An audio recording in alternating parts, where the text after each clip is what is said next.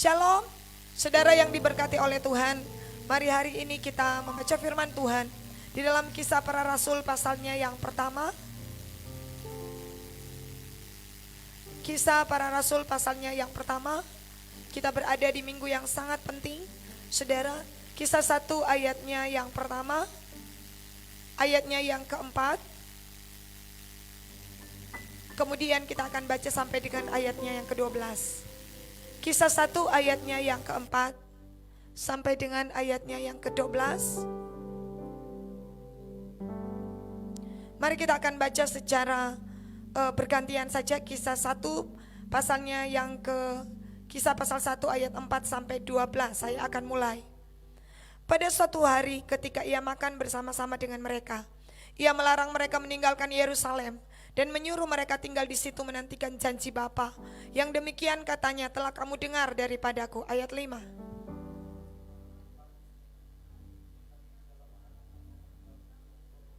Maka bertanyalah mereka yang berkumpul di situ, Tuhan, maukah engkau pada masa ini memulihkan kerajaan bagi Israel? Ayat 7. Jawabnya, engkau tidak perlu mengetahui masa dan waktu yang ditetapkan Bapa sendiri menurut kuasanya. 8.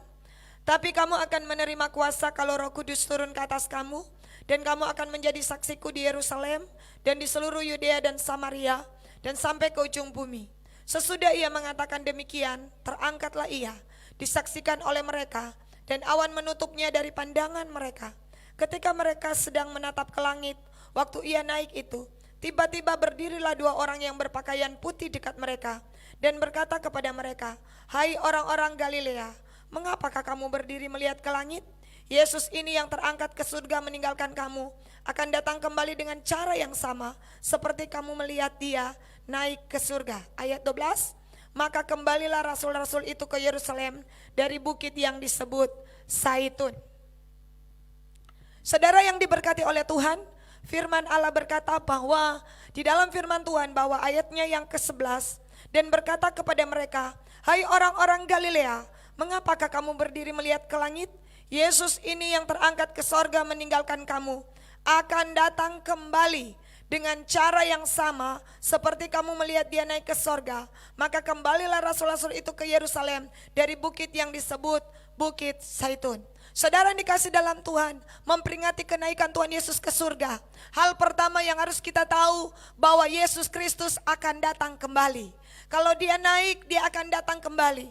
Alkitab berkata dia akan menjejakkan kaki di mana dia terangkat, yaitu Alkitab mengatakan dengan jelas, yaitu di Bukit Zaitun. Kenapa peristiwanya jelas? Karena memang kenaikan Tuhan Yesus ke surga adalah sesuatu kenyataan. Alkitab berkata dan malaikat Tuhan mengingatkan mereka, Yesus ini yang terangkat ke surga akan datang kembali dengan cara yang sama. Berarti dia akan menjinjakkan kaki di mana? Di Bukit Zaitun. Dia akan datang kembali. Dengar baik, kedatangan Tuhan sudah tidak lama lagi. Kenaikan Tuhan Yesus Kristus mengingatkan saya dan saudara bahwa Yesus pasti datang. Amin. Saudara, kenapa belum datang? Karena dia masih memberikan waktu kepada saya dan saudara untuk bertobat. Alkitab berkata, ingat dengan baik, ketika kita memperingati momen ini, kenaikan Tuhan Yesus ke surga mengingatkan kita bahwa dia akan datang kembali. Dan waktunya sudah tidak lama lagi. Mari kita buka di dalam kitab Zakaria pasalnya yang ke-14, ayat ke-4 sampai dengan ayatnya yang ke-10 bagian A. Yuk kita lihat, ini bagian pertama, Yesus Kristus akan datang kembali. Zakaria pasalnya yang ke-14, ayatnya yang ke-4 sampai ayatnya yang ke-10 bagian A. Tolong lampunya diganti. Zakaria 14. Ya, seperti ini saja. Ya, mari kita baca. Waktu itu Zakaria 14 ayat 4. Tolong dislaidkan. Pada waktu itu kakinya akan berjejak di Bukit Zaitun. Nah, saudara ya, Yesus Kristus akan datang kembali. Zakaria menulis dengan judul Kemenangan Terakhir. Pada waktu itu kakinya akan berjejak di Bukit Zaitun yang terletak di depan Yerusalem di sebelah timur. Bukit Zaitun itu akan terbelah 2. Dari timur ke barat. sehingga terjadi satu lembah yang sangat besar. Setengah dari bukit itu akan bergeser ke utara dan setengah lagi ke selatan. Maka tertutuplah lembah gunung-gunungku, sebab lembah gunung itu akan menyentuh sisinya. Dan kamu akan melarikan diri seperti kamu pernah melarikan diri oleh karena gempa bumi pada zaman usia Raja Yehuda. Lalu Tuhan Allahku akan datang dan semua orang kudus bersama-sama dengan dia. Tahan di sini. Pada saat kedatangan Tuhan, tahan di ayat 5. Pada saat kedatangan Tuhan, inilah yang akan terjadi. Ada orang yang akan melarikan diri, tetapi orang kudus akan datang bersama-sama dengan Tuhan. Alkitab mengatakan akan ada pemisahan. Yang lain akan ketakutan, yang lain akan mengalami penderitaan hebat.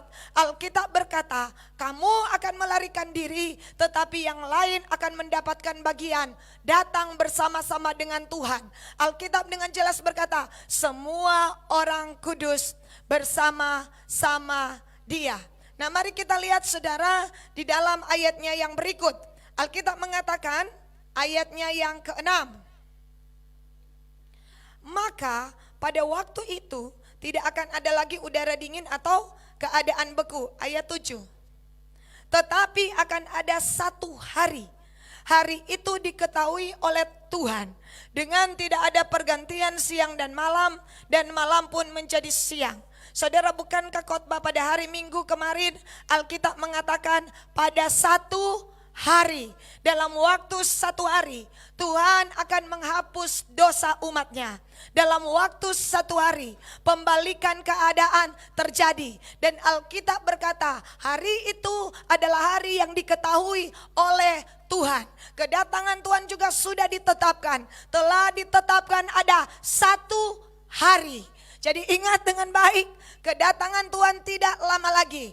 Akan ada pemisahan, yang lain akan lari ketakutan, yang lain akan mengalami kemuliaan. Dan Alkitab mengatakan itu ditetapkan dalam waktu satu hari. Mari kita lihat ayatnya yang ke-14. Menjelang itu Alkitab bilang pada waktu itu akan mengalir. Di dalam ayatnya yang ke-8, pada waktu itu akan mengalir air kehidupan dari Yerusalem. Setengahnya mengalir ke laut timur dan setengah lagi mengalir ke laut barat. Dan hal itu akan terus berlangsung dalam musim panas dan dalam musim dingin. Perhatikan dengan baik. Pada waktu itu akan mengalir air kehidupan, living water. Living water. Yesus adalah air hidup. Setengahnya mengalir ke laut timur. Mari kita lihat firman Allah yang hidup menerangkan laut timur itu laut apa, supaya kita tidak menafsirkannya secara keliru. Ayat 8. Air yang memberi hidup akan mengalir keluar dari Yerusalem separuhnya ke arah laut mati. Itulah laut timur. Makanya dalam kurung apa? Laut mati atau laut asin. Nah saudara ya, inilah yang akan terjadi ketika menjelang kedatangan Tuhan. Ketika Tuhan menjejakkan kaki di atas bukit Zaitun, ada momen-momen penting yang akan Tuhan kerjakan. Ada living water, ada air yang mengalir dari Yerusalem, dari ambang pintu bait suci, separuhnya ke arah laut mati atau laut asin. Saudara, laut mati, laut asin itu dekat mana? Mari kita kembali ke Sakaria 14. Sakaria 14 ayat 8, kembali ke terjemahan biasa, ayat 10. Ayat 10. Alkitab memberikan kata kuncinya, seluruh negeri itu akan berubah seperti Araba Yordan. Jadi ada kata apa? Laut mati. Ada yang namanya Araba Yordan atau laut asin. Ini peristiwa di mana ini? Mari buka Yeskiel 47. Inilah yang akan terjadi. Apa yang dinubuatkan firman Tuhan sedang tergenapi. Yeskiel 47 ayatnya yang pertama, kemudian ayat 8. Kemudian ia membawa aku ke pintu bait suci. Sungguh ada air keluar dari bawah ambang pintu bait suci, mengalir menuju timur. Mari kita loncat ayat ke-8. Ia berkata kepadaku, sungai ini mengalir menuju wilayah timur, menuju ke Araba Yordan yang tadi, dan menurun dan bermuara di Laut Mati. Nah, saudara ya, Laut Asin, air yang mengandung banyak garam, dan air itu menjadi tawar. Pengaruh daripada ketika air kehidupan ini, ketika air hidup ini, Yesus adalah air hidup. Ya saudara, rohnya ketika dia mengalir, dia akan mengalir kemana saudara? Menurun ke Araba Yordan dan bermuara di Laut Asin. Sehingga Laut Asin adalah laut kematian. Alkitab berkata, semua karena ada banyak garam, air itu menjadi tawar. Kata tawar, mari kita salin ke King James. Kita lihat apa yang Tuhan mau. Ketika air ini mengalir, ayat 8 dan 9. Yeskel 47:8-9, kita lihat King James-nya. Then said he unto me, this water issue out toward the east country, and go down into the desert, and go into the sea, brought forth into the sea, the water shall be healing. Healing. Ayat 9 mengatakan healing. Saudara, refresh di sini, saudara. Alkitab mengatakan tadi ayat 8 apa? Air itu membawa apa? Kesembuhan. Air itu membawa apa? Kesembuhan. Mari lihat ayat 9. Then said, ayat 9, and it shall come to pass, everything that live, which moveth, whichsoever the river shall come, shall life, and there shall be very great multitude of fish, because this water shall come to, therefore they shall be healing.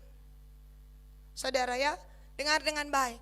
Saudara yang dikasih dalam Tuhan, yang pertama, kata tawar di sini. Saudara ya, kata tawar di sini, air menjadi tawar, air garam menjadi tawar.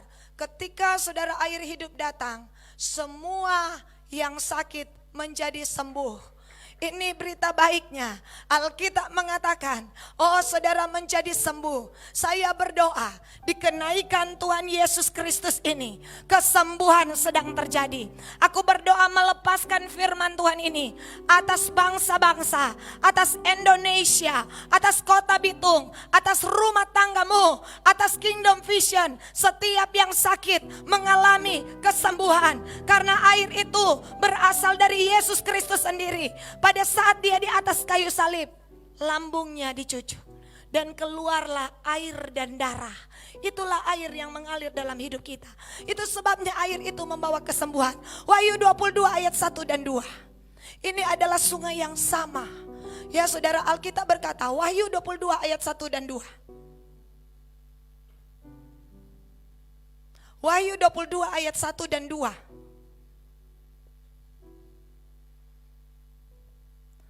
Tolong dislaidkan. Alkitab mengatakan seperti ini. Wahyu 22 ayat 1 dan 2. Lalu ia menunjukkan kepadaku sungai air kehidupan yang jernih bagaikan kristal dan mengalir keluar dari mana?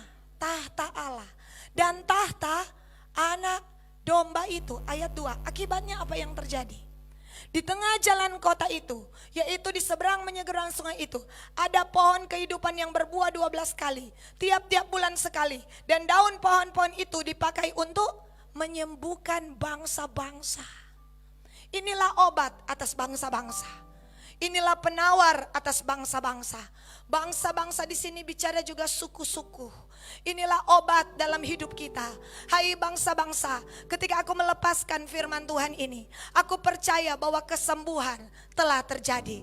Aku percaya setiap pasien COVID, ODP, PDP mengalami kesembuhan. Aku percaya kanker ke engkau, ginjal ke engkau, jantung ke engkau, ada penyakit yang bernama tidak bernama, engkau harus tunduk kepada firman Allah. Karena Alkitab berkata, dari tahta anak domba. Kenapa dikatakan anak domba? Karena anak domba berarti pernah disembelih. Darahnya menyembuhkan bangsa-bangsa. Jadi dengar baik, kisah kenaikan Yesus Kristus, Tuhan sedang mendeklarasikan, jadilah sehat, jadilah sembuh. Engkau yang sehat bahkan menjadi kuat.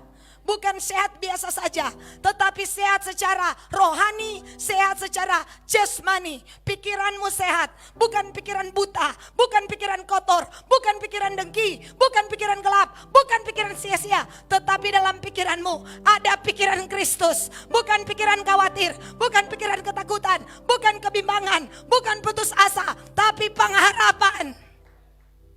Itulah yang Tuhan mau. Ini berita yang pertama. Ketika air kehidupan, saudara, Tuhan seperti sedang menyatakan sesuatu dalam hidup kita. Karena firman Tuhan ini, ketika kita bicara tentang satu hari, ada kata satu hari di sana. Ketika kita bicara tentang kenaikan, Tuhan sedang mengatakan bahwa kenapa banyak orang, saudara, merayakan kelahiran, mereka merayakan kematian, mereka merayakan kebangkitan, tapi kalau kenaikan kurang suka. Saudara ya, banyak orang ya saudara di luar sana, bukan yang menonton. Kadang-kala untuk kenaikan Tuhan Yesus Kristus, cuma kenaikan Tuhan Yesus. Ya saudara, tetapi sebenarnya kenaikan adalah sebuah tanda. Malaikat tadi bilang, kenaikan Tuhan Yesus Kristus akan memberi satu signal bahwa Yesus pasti datang.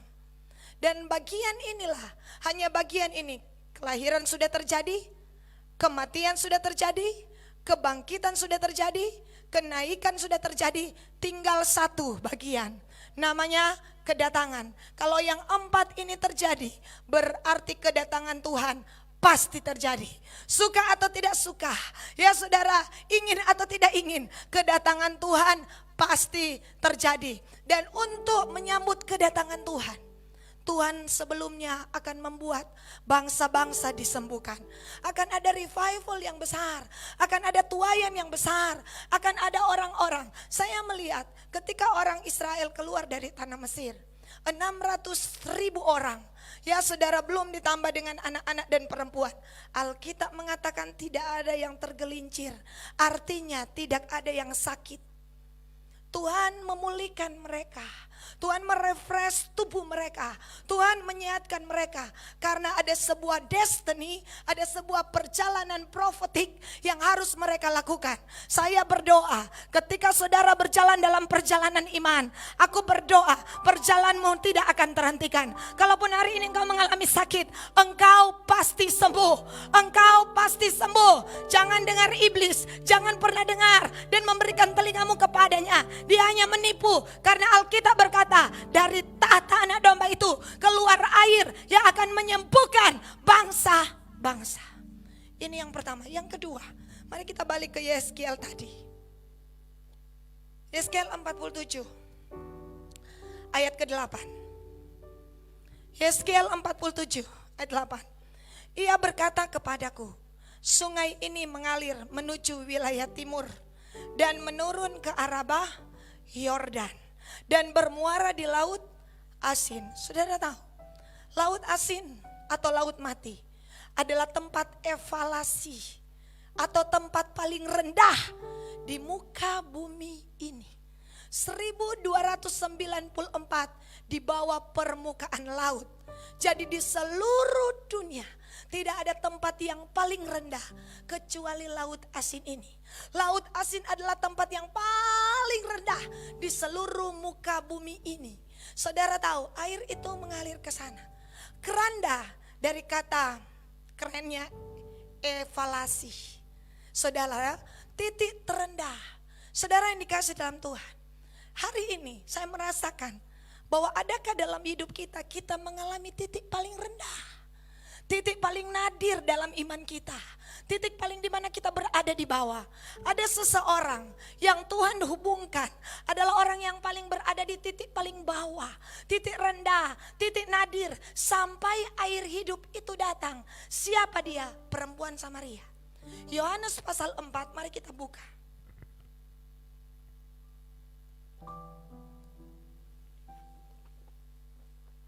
Yohanes 4 ayatnya yang ke-7-8.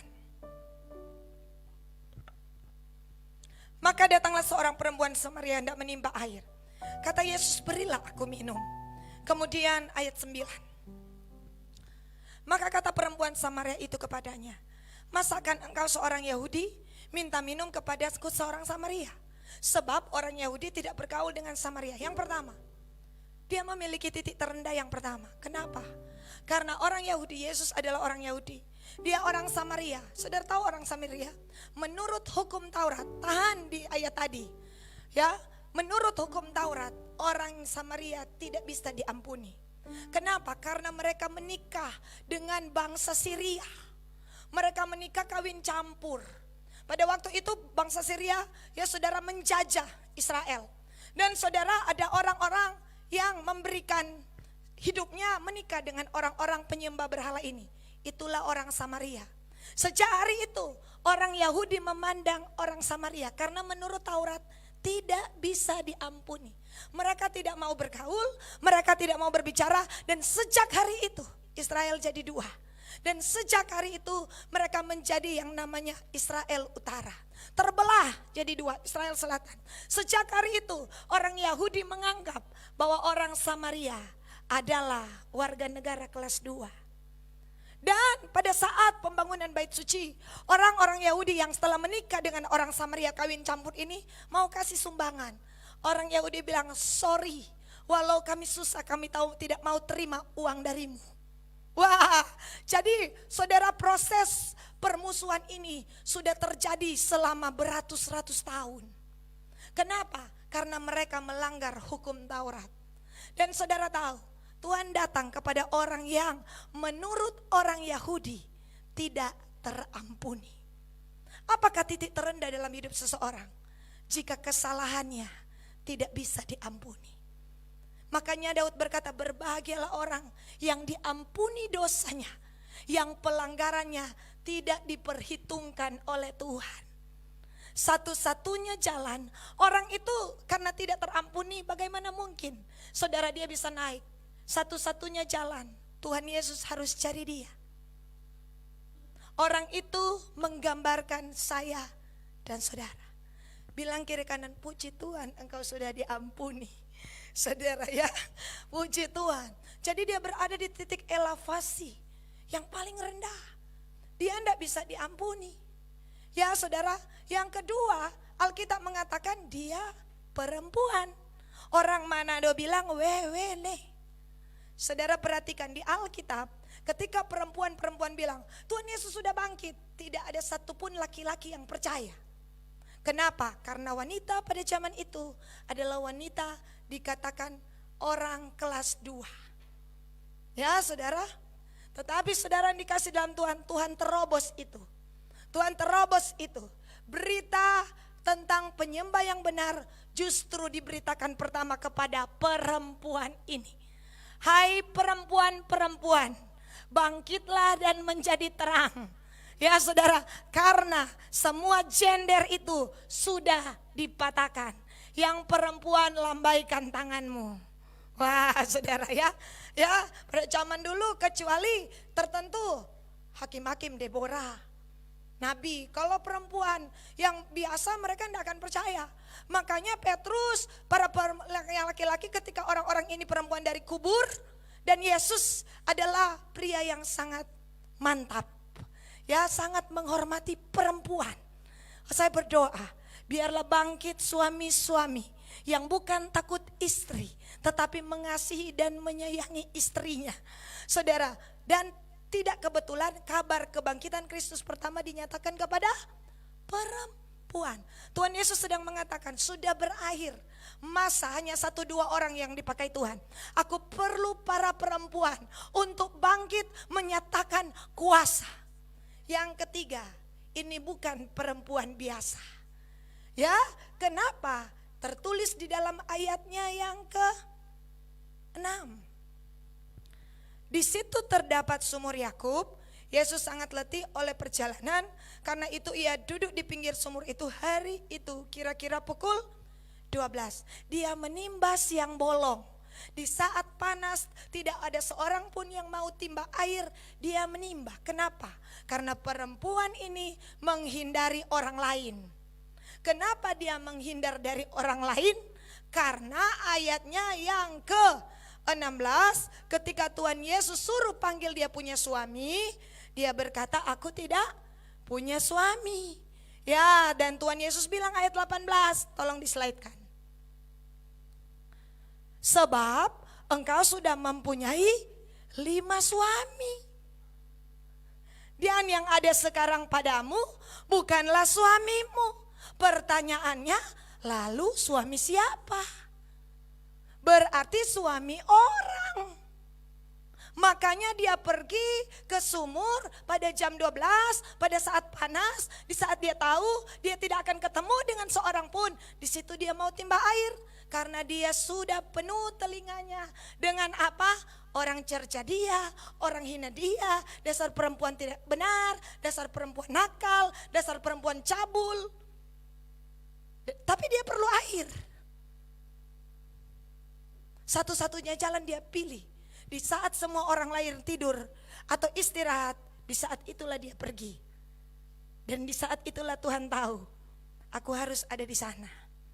Berdua dengan perempuan, pas-pas murid-murid beli makanan. Kenapa? Saudara jamin kalau ada para murid, mereka akan membuat brigade. Jangan dekat-dekat, pertama ini orang Samaria, kedua ini bukan perempuan biasa. Ini perempuan yang suka menggayat laki orang. Bayangkan ini perempuan ini. Tapi Alkitab mengatakan yang hebat ayatnya yang ke-4. Ia harus melintasi daerah Samaria. Ada sebuah agenda, ada sebuah jadwal, Tuhan harus pergi ke sana. Kenapa? Karena dia tahu orang ini sudah berada di titik nadir. Orang ini tidak bisa orang tolong dia, tidak bisa orang lain angkat dia. Dia hanya butuh Tuhan. Amin. Saudara, hal yang kedua, dia berada di titik paling rendah di dalam hidupnya. Dia tidak terampuni. Dia seorang wanita, dia orang Samaria. Yang ketiga, dia bukan perempuan biasa, bukan juga perempuan luar biasa, saudara. Tetapi saudara, dia adalah perempuan berdosa. Tetapi Alkitab berkata, Yesus datang. Yesus berkata kepadanya, bolehkah aku minum? Karena dia tahu setiap orang butuh air. Makanya perempuan itu dia harus pergi timba air. Kalau enggak dia akan kehausan. Dia butuh air itu, dan Tuhan bilang, kamu butuh air kan, tapi yang kamu lebih butuh aku. Akulah air hidup. Kalau kamu minum dari sumur ini kamu akan haus lagi. Tapi kalau kamu minum dari air yang akan kuberikan kepadamu, dari dalam hatimu akan keluar menjadi mata air yang akan terus mengalir sampai hidup yang kekal. Ayatnya yang ke-14. Yuk kita lihat. Ia tidak akan haus untuk selama-lamanya. Sebaliknya air yang akan kuberikan kepadanya akan menjadi mata air. Dengar dengan baik. Ada sesuatu perubahan. Mata air ini gambaran apa? Roh Kudus.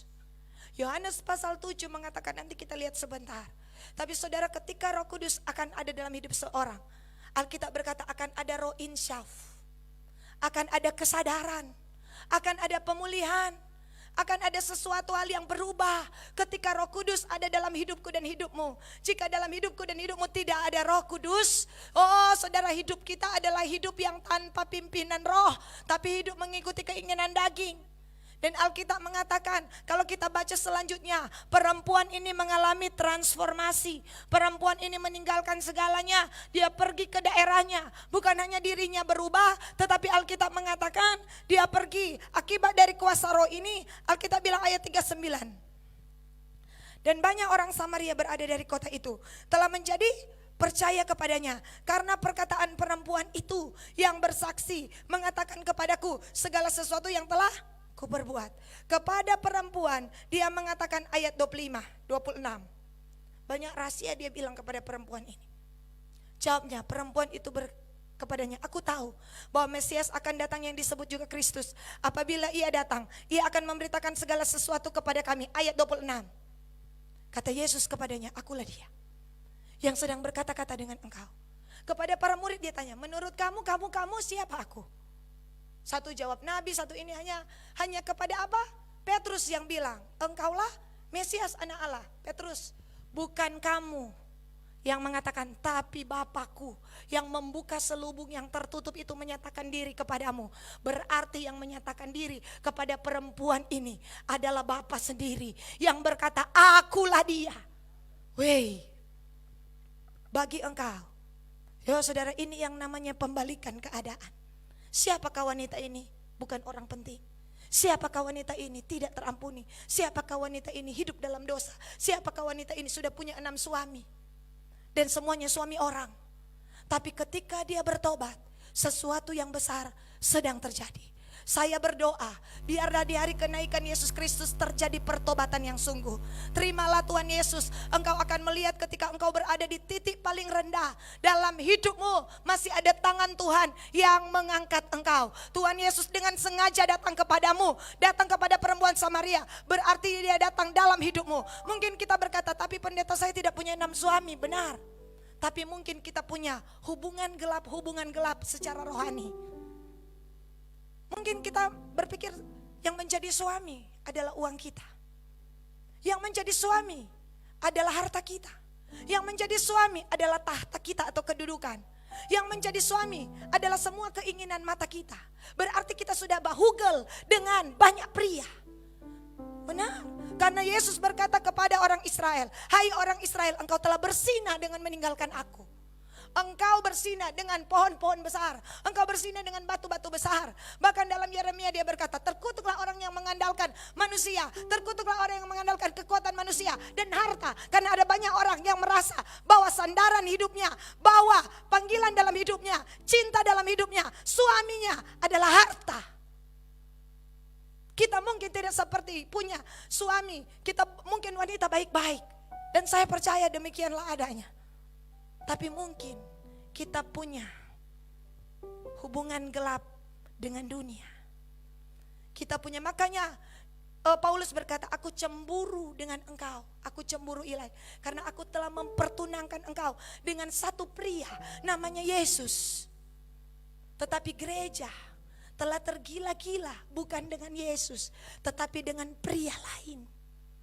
Siapa pria lain itu? Uang. Siapa pria lain itu? Jabatan. Siapa pria lain itu? Kedudukan.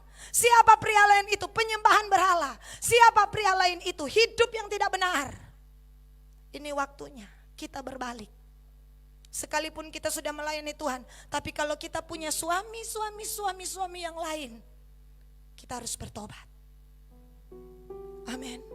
Saudara ini kasih dalam Tuhan, izinkan Tuhan membenahi hidup kita hari-hari ini. Izinkan Tuhan memperbaiki. Karena hanya gerejalah harapan Tuhan. Hanya gerejalah. Oh, kenapa perempuan ini dipulihkan? Karena perempuan gambaran gereja Tuhan. Ini gereja yang sudah berada di titik paling bawah. Semua dosa sudah dilakukan gereja ini. Tetapi Alkitab berkata, Tuhan datang, hai gereja, aku mau memulihkan engkau. Aku mau memperbaiki hidupmu. Maukah engkau? Dan perempuan ini mau.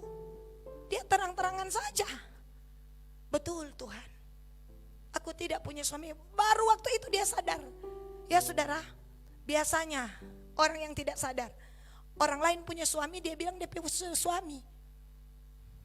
Tante anak punya, dia mengaku dia punya suami, padahal tante di sebelah punya suami. Iya kan? Tapi ketika Tuhan Yesus tanya, dia langsung sadar, oh iya Tuhan, kita bukan tapi suami ketu. No, berarti orang punya suami dah. Saya pulang kalau begitu. Amin. Engkau hari ini, yang itu bukan suamimu, pejabat itu bukan suamimu, pulangkan. Kalau tidak, engkau hidup dalam dosa. Manis di muka, tapi pahit di belakang. Sekalipun dia kaya, sekalipun dia banyak harta, engkau akan menderita pada ujungnya. Dengar dengan baik firman Tuhan ini. Inilah waktunya kita kembali kepada Tuhan. Tuhan datang di bagian titik terendah, tetapi lihat perempuan ini mau bertobat. Bahkan satu kota sampai percaya kesaksiannya. Samaria diubahkan. Lihat dengan baik, kalau saya dan saudara berubah, ada banyak orang yang akan diberkati. Kalau gereja berubah, ada banyak orang yang akan diberkati. Saya berdoa di hari kenaikan Tuhan Yesus, dan saya deklarasikan bahwa ketika kita bertobat, tanpa saya dan saudari sadari, kita akan menjadi berkat. Ini hal yang kedua. Adakah kita berada di titik terendah dalam hidup kita?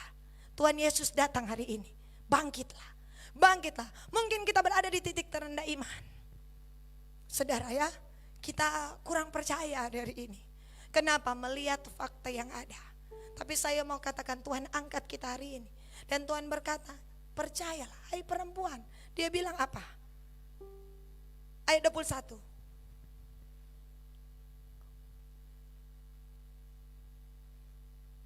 Kata Yesus kepadanya, percayalah kepadaku hai perempuan. Ya, percaya hai gereja, percayalah pada Tuhan. Percaya. Alkitab berkata bahwa ketika Roh Kudus hadir, ini yang akan terjadi. Tuhan akan mulai singkapkan ayat 23. Tetapi saatnya akan datang dan sudah tiba sekarang bahwa penyembah-penyembah benar akan menyembah Bapa di dalam roh dan kebenaran. Sebab Bapa mengendaki penyembah-penyembah demikian. Ini ayat saudara yang sangat cantik sekali saudara ya. Dan dikutip, diperkatakan oleh semua para pelayan, apalagi pelayan mimbar. Apalagi orang-orang yang melayani Tuhan, bahwa akan datang penyembah-penyembah yang benar. Tetapi penyembah-penyembah yang benar itu harus bergaul yang namanya dengan apa tadi? Mata air tadi, yaitu Roh Kudus. Dia nyatakan dulu Roh Kudus, baru muncul penyembah. Roh Kudus. Mari hari-hari ini saudara, kita bergaul dengan Roh Kudus. Kita jangan menentang Roh Kudus. Alkitab berkata, ya saudara, di dalam Yesaya 63. Efesus 4 dulu ayat 30. Efesus 4.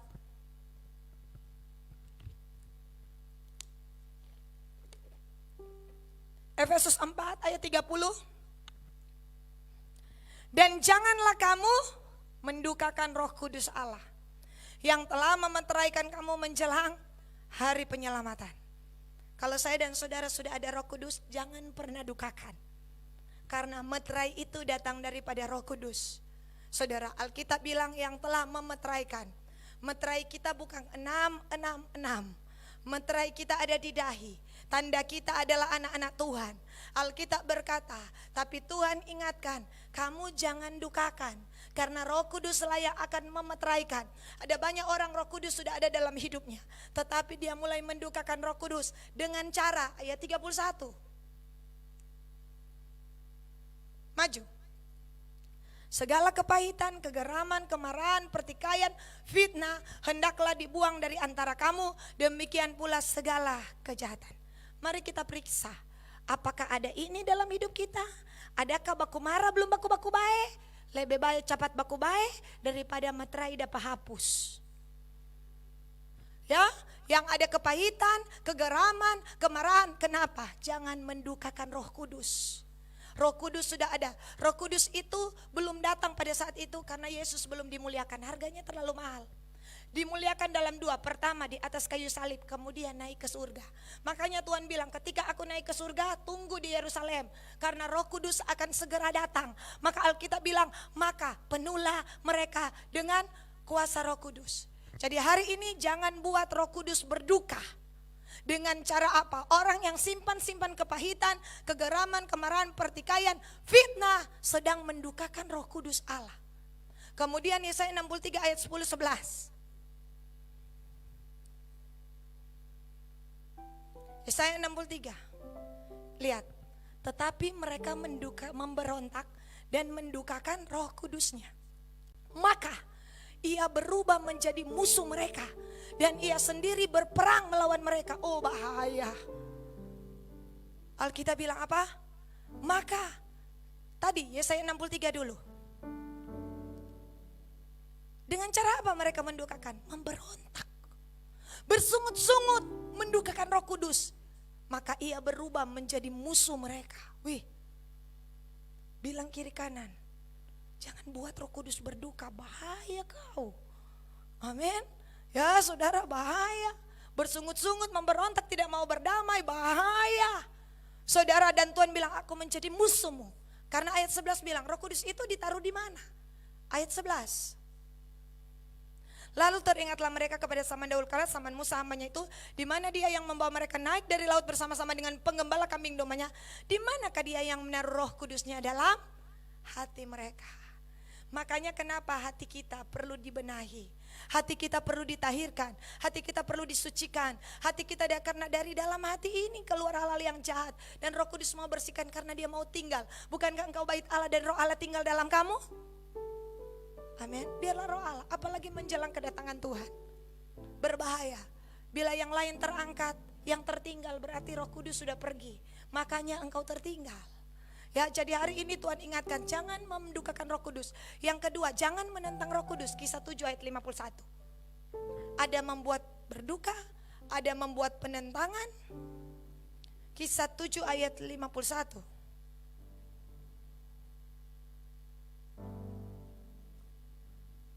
Hai orang-orang yang keras kepala dan yang tidak bersunat hati dan telinga, kamu selalu menentang Roh Kudus. Sama seperti nenek moyangmu, demikian juga kamu. Yang kedua, ada yang mendukakan, ada yang menentang. Dengan cara apa? Keras kepala. Amin. Hati dengan telinga, tidak bersunat hati. Ya saudara, Abraham, kenapa tunggu dia baru dapat anak? Tunggu apa? Tunggu dia disunat dulu. Ya kan, Abraham disunat pada umur 99 tahun. Tadi malam jadi kita nggak usah buka. Umur 100 baru dapat anak. Kenapa? Nature Abraham harus dulu Tuhan sunat. Nature Abraham, karena yang akan lahir dari Abraham bukan keturunan daging tapi keturunan ilahi. Ayah itu generasi Ishak. Makanya saudara lihat Ishak, sudah mau disembelih masih diam-diam. Si Ishak waktu menikah, papanya utus ya orang kerjanya. Apa yang Abraham tentukan, Ishak taat sekali. Ishak tidak pernah bikin kerusuhan di mana-mana. Kenapa? Karena Ishak adalah anak yang lahir hasil daripada Tuhan menyunat Abraham. Dan dulu menyunat dulu beda dengan sekarang. Orang menyunat dulu paling istirahat 3 hari, paling cepat kalau enggak 2 minggu. Makanya ketika Tuhan sunat, hati kita seringkali kita merasa sakit. Seringkali kita tidak terima. Tapi kita mau lebih taat mana? Tuhan atau kehendak kita? Nah, Alkitab berkata ketika orang disunat secara rohani, Roma 2 ayat 29. Roma 2 ayat 29. Roma 2 ayat 29. Tapi orang Yahudi sejati ialah dia yang tidak nampak keyahudian, dan sunat ialah sunat di dalam hati, secara rohani, bukan secara urufiah. Maka pujian baginya datang bukan dari manusia, melainkan dari Allah. Jadi orang yang disunat hati, kenapa hati harus disunat? Karena Roh Kudus mau tinggal di hati. Amin. Dan Alkitab berkata nanti akan datang pujian, akan datang upah. Makanya sesudah itu Abraham Tuhan langsung kasih anak. Amin. Karena apa? Penyunatan Abraham sudah selesai. Tapi proses dari dalam hidup Abraham belum selesai juga. Karena sesudah semuanya itu Tuhan mencoba Abraham. Nah, jadi Tuhan bawa kita terus naik level, pada level yang Tuhan mau. Izinkan hidup kita hari-hari ini terus Tuhan bawa. Ingat dengan baik, Tuhan tidak pernah bermaksud jahat. Justru Tuhan harus benahi hidup kita. Sekali lagi saya ulangi, Simpson langsung jadi, Simpson langsung kuat. Tetapi Simpson cepat jatuh. Tuhan tidak ingin itu terjadi. Saul langsung jadi raja tanpa proses. Dan akibatnya Saul sudah dengar suara Tuhan, sudah dengar pesan Tuhan, lama sekali jadi keras kepala. Kenapa? Karena tidak melewati proses penyunatan. Saudara dikasih dalam Tuhan, biarlah saya dan saudara menurut firman Tuhan tadi, Kisah 7 ayat 51, termasuk sunat telinga. Biasakan telinga kita mendengarkan firman. Jangan dengar semua perkataan musuh. Tuhan sedang bawa kita hari-hari ini, dengar apa kata Tuhan. Jangan dengar apa intimidasi. Jangan dengar. Dengar apa firman Tuhan. Karena iman timbul dari pendengaran. Pendengaran akan firman Tuhan. Jangan seperti kata manusia, kata dunia ini, telinga tipis. Amin. Cek kiri kanan. Telinga tebal atau tipis. Ngana kata orang Manado bilang napa ngana kata. Baru ngasa pada bilang. Baru ngana kata sosa pada bilang. Kong. Emosi, ya, tidak bisa menguasai diri, saudara ya. Kenapa? Ini Tuhan akan proses. Selama kita belum lulus di situ, percayalah, itu akan berulang. Selama saudara belum lulus di matematika, itu akan ulang. Kecuali zaman COVID, saudara ya. Pilih mana, ya, zaman aman atau zaman COVID? aman. Saudara ya, jadi hari-hari ini biarkan Tuhan izinkan kita. Apalagi usia rohani kita terus bertambah. Ada yang bertambah usia jasmani? Amin. Ada. Kemarin Pak Yosua ibu umur 20 tahun, itu usia jasmani pernikahan. Tapi ingat dengan baik, usia rohani kita sudah berapa lama kita ikut Tuhan? Semakin tinggi usia rohani kita, harusnya semakin tinggi karakter penguasaan diri kita. Semakin sehari kita berjalan dalam Roh Kudus, itulah harga daripada usia rohani yang bertambah. Dan seseorang yang bertambah usia jasmani, usia rohani dalam mengikut Tuhan akan Tuhan hitung. Siapa yang banyak menerima, apa saudara? Pengetahuan, berkat akan ditantang Tuhan. Dia akan lebih banyak dituntut. Siapa yang banyak menerima, banyak mendengar, akan lebih banyak dituntut. Di gereja ini, hamba-hamba Tuhan telah menyampaikan firman yang luar biasa. Banyak pewahyuan, banyak penyingkapan yang Tuhan buka. Kita akan lebih banyak dituntut daripada orang lain yang tidak pernah dengar apa-apa. Tuhan Yesus bilang, dan orang-orang seperti ini akan mendapat banyak pukulan lebih daripada orang lain. Kenapa? Karena lebih banyak tahu. Amin. Jadi hari-hari ini kita bersyukur akan setiap pewahyuan, tapi semua diiringi dengan tanggung jawab. Kita boleh dengar 1000 khotbah, tetapi Tuhan akan minta berapa banyak yang engkau lakukan daripada orang di luar sana yang tidak pernah dengar khotbah. Haleluya.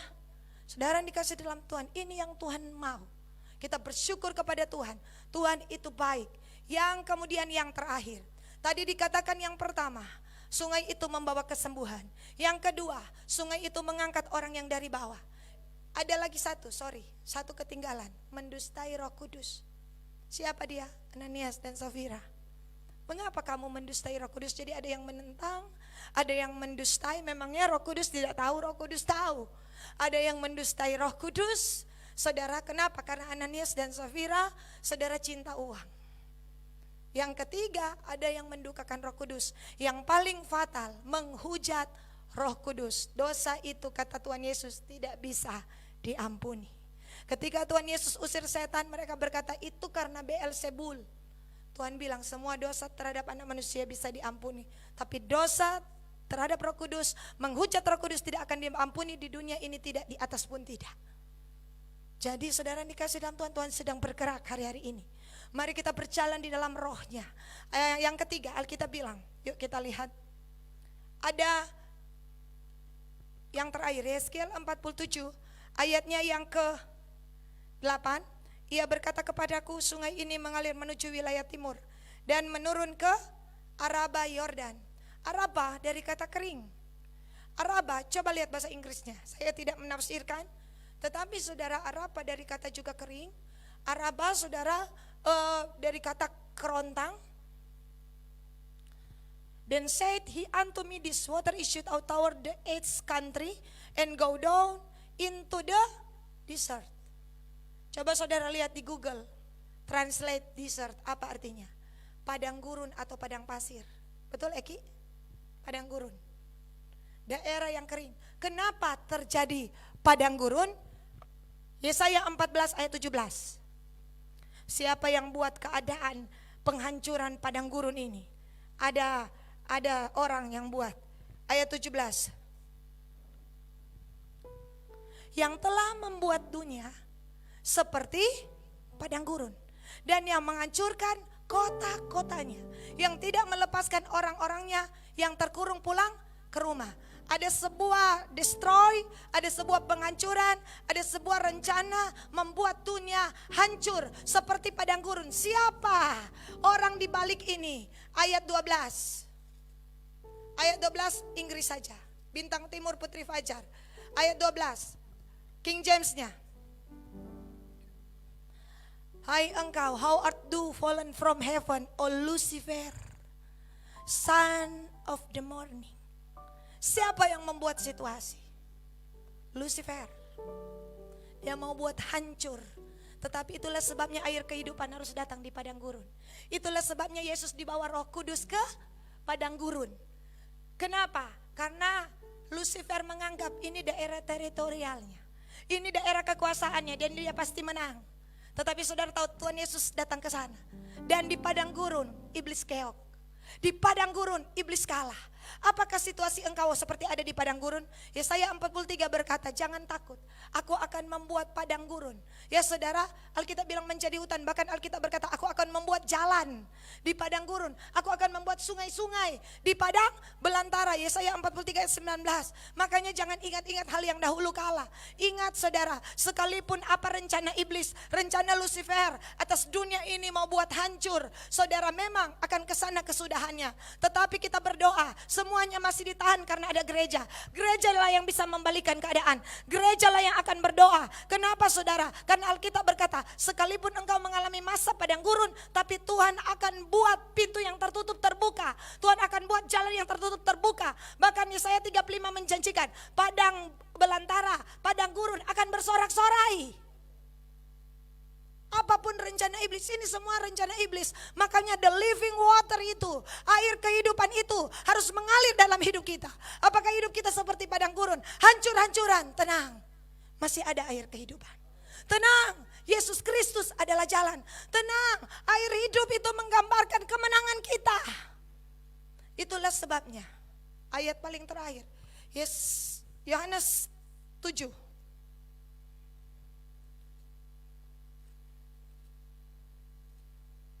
Ayat 37, 38. Dan pada hari terakhir, yaitu pada puncak perayaan itu, saudara, kita akan ditutup hari terakhir dengan hari raya Pondok Daun. Nanti baca di Sakaria, ini juga hari raya Pondok Daun. Pada puncak perayaan, Yesus berdiri dan berseru, barang siapa haus, baiklah ia datang kepadaku dan minum. 38. Barang siapa percaya kepadaku, seperti yang dikatakan oleh kitab suci, dari dalam hatinya. Saudara, pertama, dari dalam hati kita akan mengalir mata air. Ketika Roh Kudus ada dalam hidup kita, kita akan menghasilkan. Kitalah adalah mata airnya Tuhan. Keluar ketika Roh Kudus ada dalam hidup kita. Saudara, sesuatu yang manis, sesuatu yang menyembuhkan. Makanya saya heran, jika dalam kehidupan orang percaya yang ada Roh Kudus, yang keluar adalah kata-kata pahit, yang keluar adalah sebuah hal-hal yang membuat orang lain sakit. Saya heran. Karena Roh Kudus cirinya ini, aliran-aliran air hidup. Kita harus periksa hidup kita. Jika masih ada yang seperti ini, jika ada fitnah, berarti yang ada dalam hatinya siapa? Karena Alkitab bilang dari dalam hatinya akan mengalir aliran-aliran air hidup. Yang kedua, terjemahan kedua dari kata hati, bahasa Inggrisnya, coba kita lihat. Bagus sekali saudara, ini sesuai pesan Tuhan tadi malam. Saudara, berkaitan dengan pesan Tuhan kita tadi malam. Ayatnya King James.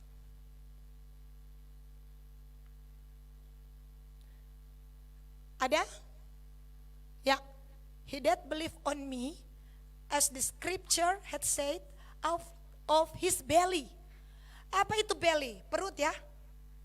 Hati dikatakan di King James, yang pertama tadi hati, yang kedua belly. Yuk kita salin kata belly ini ke Yunani. Pakai Google Translate. Karena kita bukan orang Yunani ya. Kita orang kampung. Jadi dari mana tahu? Yuk kita lihat di sini. Belly, saudara ya. Ini sudah di slide kan. Saudara di rumah bisa lihat. Dari kata Yunani, koilia. Saudara, yang artinya, ya saudara lihat arti kata daripada belly ini. Arti katanya ada di bagian bawah itu, ya saudara, womb, W-O-M-B, apa itu? Womb, apa itu? Rahim. Kalau Roh Kudus ada dalam hidup kita, akan terjadi reproduksi, akan terjadi kelahiran. Saudara ya, tidak ada kemandulan. Aku berdoa dalam nama Yesus, setiap pintu-pintu rahim terbuka ketika Roh Kudus ada dalam hidup kita. Alkitab mengatakan koilia akan mengalir, akan terbuka, akan keluar.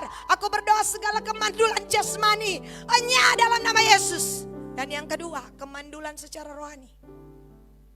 Kalau Roh Kudus ada, kita tidak mandul secara rohani. Kita akan bisa jadi berkat. Kita akan memiliki anak-anak rohani. Kita akan membuat orang-orang mengenal Tuhan. Mereka akan bertobat. Kenapa? Karena ini tadi ada womb.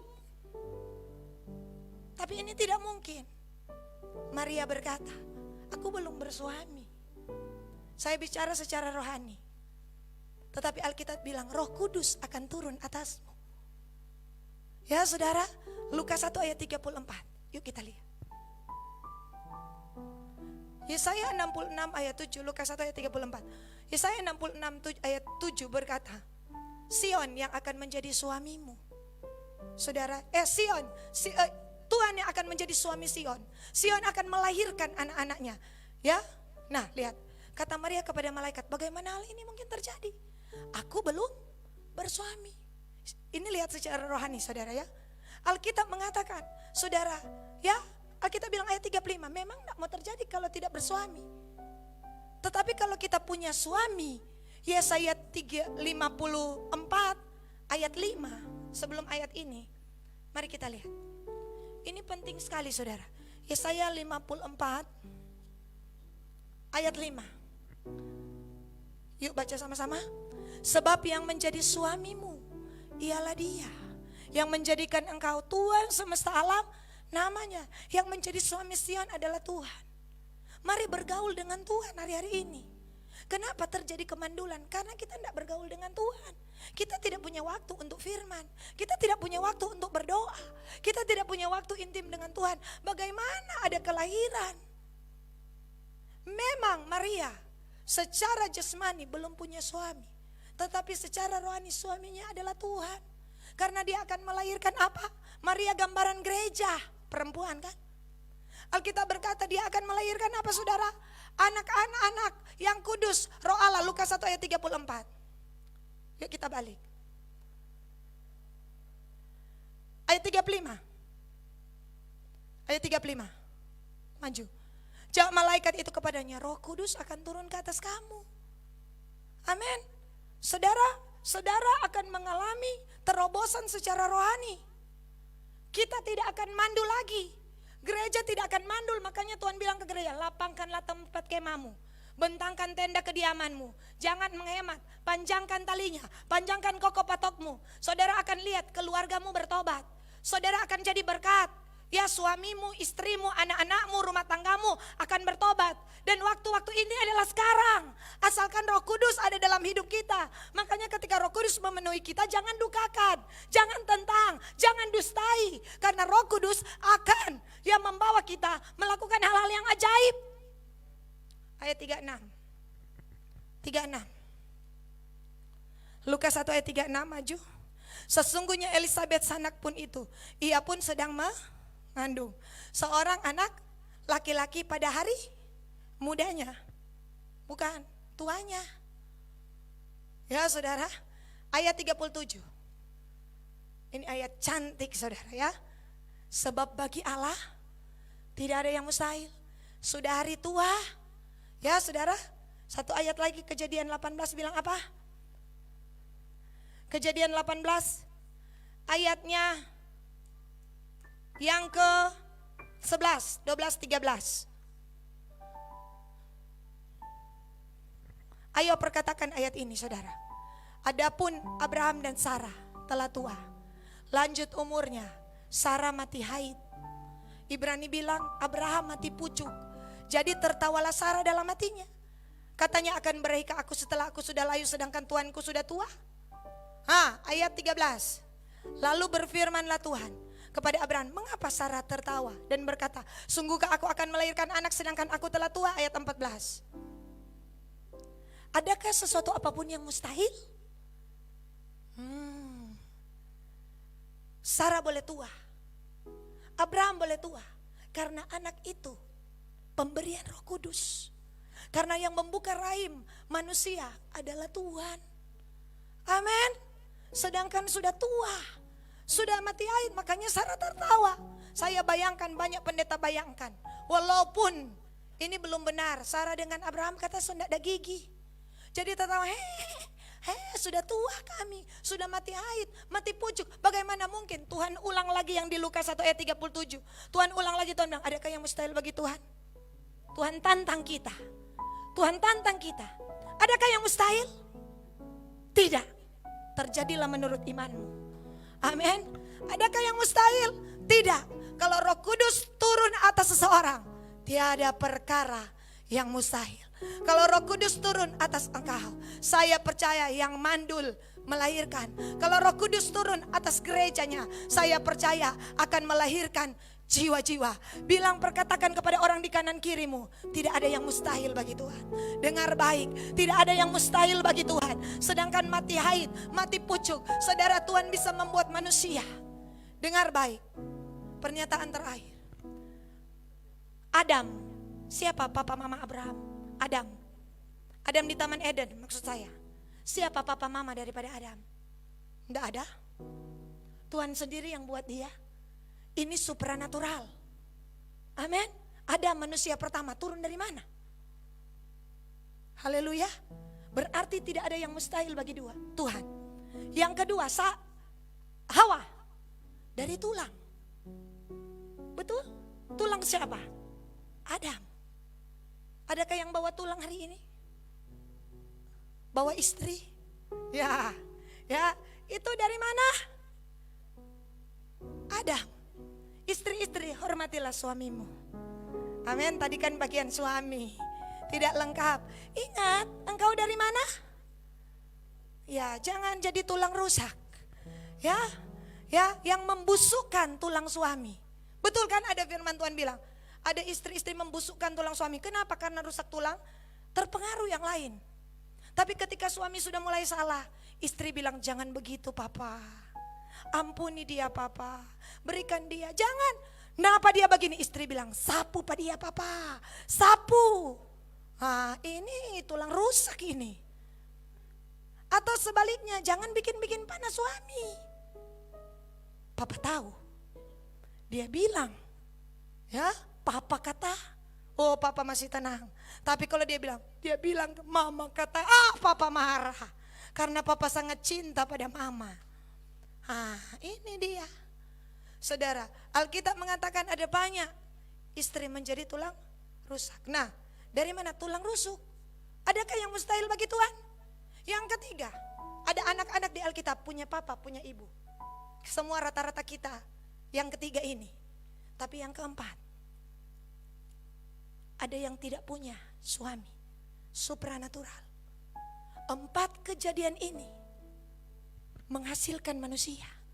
Makanya Tuhan bilang, adakah yang mustahil? Engkau punya suami, sedangkan tidak ada suaminya, ada papa, tidak ada mama. Adam boleh jadi. Ini logikanya. Mari berpikir sesuai logika tulang. Istri yang pertama, ya saudara, bukan istri sekarang, istri yang pertama dari tulang. Ini maksudnya secara hurufiah. Bayangkan saudara, apa yang Tuhan tidak bisa buat, yang hari ini manusia tidak bisa buat. Manusia sudah buat mobil, buat pesawat, saudara, buat gedung-gedung bertingkat. Tapi satu yang Tuhan tidak izinkan, buat manusia. Karena manusia berharga di mata Tuhan. Karena di dalam manusia dia taruh rohnya. Makanya sekali lagi, inilah pesan yang ketiga. Jadi yang pertama, dalam hari kenaikan Yesus, Tuhan Yesus ingatkan, Tuhan Yesus pasti datang kembali. Yang kedua, Tuhan ingatkan bagi kita, apakah engkau berada di titik terendah? Tuhan angkat engkau. Yang ketiga, apakah engkau berada di padang belantara? Tuhan sanggup putar semua itu. Amin. Yang keempat, Tuhan akan membuat terobosan jasmani dan rohani. Semua rahim rohani atas gerejanya melahirkan generasi ilahi. Lahirlah generasi Samuel, lahirlah generasi Musa, lahirlah generasi Yusuf, lahirlah generasi yang cinta Tuhan, generasi Ishak. Oh, orang-orang yang menjadi penggenap janji atas bangsa ini. Aku berdoa dalam nama Yesus, terbukalah setiap rahim rohani daripada gerejanya, daripada umatnya. Aku berdoa dalam nama Tuhan Yesus, saat ini tidak akan lagi terjadi kemandulan. Orang percaya akan bergerak dalam suara Tuhan. Ketika suara Tuhan datang, Sarah melahirkan. Ketika suara Tuhan datang, oh Tuhan, istri Zakaria melahirkan. Ketika Tuhan datang, oh suara Tuhan datang, sesuatu yang mandul berubah. Aku berdoa, aku deklarasikan terjadi secara jasmani, terlebih atas Kingdom Vision. Terbukalah setiap rahim jasmani sesuai dengan deklarasi firman Tuhan. Aku perkatakan, sebab Tidak ada yang mustahil. Pesan yang terakhir yang Tuhan ingatkan, healing, healing, healing, kesembuhan, kesembuhan, kesembuhan sedang terjadi atas rumah tanggamu, atas dirimu, atas tubuhmu, atas tubuh jasmani, tubuh rohanimu. Terjadilah di dalam nama Bapa, Anak, dan Roh Kudus, dalam nama Yesus. Haleluya.